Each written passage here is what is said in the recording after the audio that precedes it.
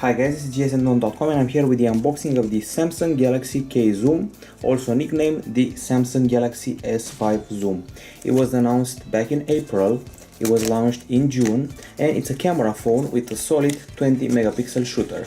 The price tag is around $600 as far as I've seen. In the UK it should cost around $660, and this one achieves an optical zoom of 10x. Its camera sensor is about 1/2 of an inch, and it also has a beautiful Xenon flash at the back, as you can see right here. It's more of a camera than a phone. It's a camera with phone features rather than a phone with camera features. So I'm just going to go ahead and remove this plastic thing on the front, and there's also a plastic thing on the back. Okay, so this is it. It's very light because it doesn't have the battery inside. The format is the usual one. It's basically a combo between Galaxy S4 and Galaxy S5. It's not totally Galaxy S5. Inside the box we find the usual manual, the instructions, and the battery that I'm going to insert into this camera phone immediately. Keep in mind the name, Samsung Galaxy K Zoom. Okay, other things in the box. We got a pair of headphones that I imagine are 99% similar to the ones of the Galaxy S5 and S5 Mini. And then comes the charger, also typical. I'm expecting great things from it because usually Samsung phones charge very fast. USB cable, and finally some plugs for the headphones. Depending on your ear size, they may come in handy or not. Okay, putting everything back in, and now let's start up the phone. Here we go. It's pretty big, as you can see. It's bulky, and if you put it on a flat surface it doesn't rest still.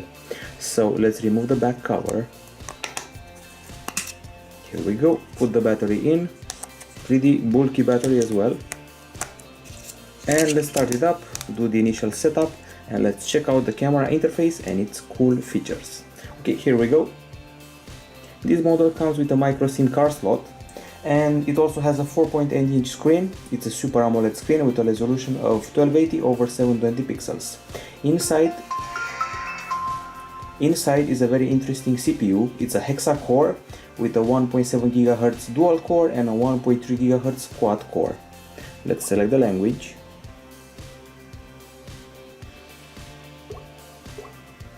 Setting it up as usual. Next. I understand and I accept. Nope, not now. Next again, and let's see the virtual keyboard. It looks reasonably comfy.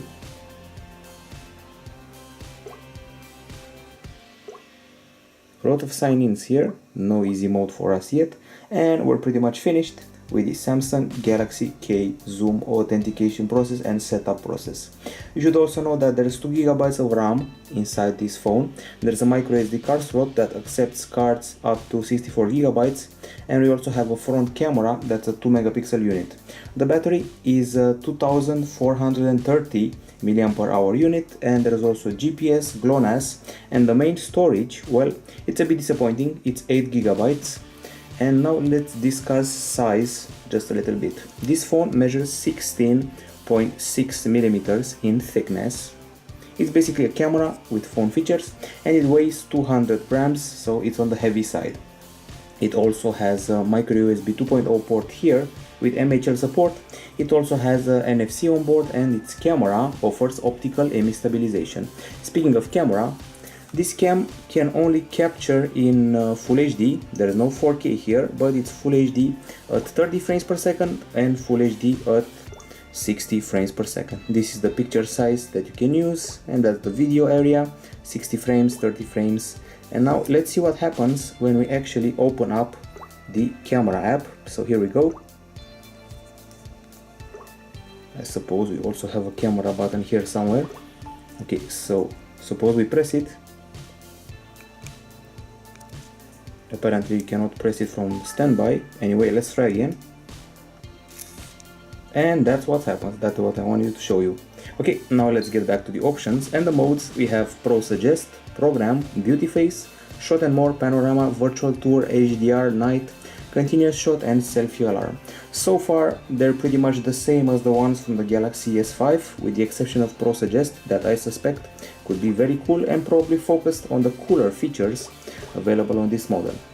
One thing I must mention here is that this device is able to do 10x optical zoom, and as far as I've heard it can do 20x digital zoom, which is pretty impressive. Okay, let's go to auto and play with the zoom a little bit and increase picture size to 20 megapixels and start zooming in. As you can see, we've reached 20 zoom, so that's impressive, but of course everything becomes blurry, so I'm just going to give it up. I see that the interface has a very high frame rate, seems to be looking and moving pretty nice. Of course we'll do a detailed review where you'll learn everything there is to know about this camera phone, with emphasis on camera and less on phone. There are also two microphones on board that you can use for audio capture during video capture, and that's pretty much everything you need to know in the unboxing of the Samsung Galaxy K Zoom. It also has the perforated back texture of the Galaxy S5, and it promises to be a very solid camera phone. This is it from gsndome.com. Bye bye.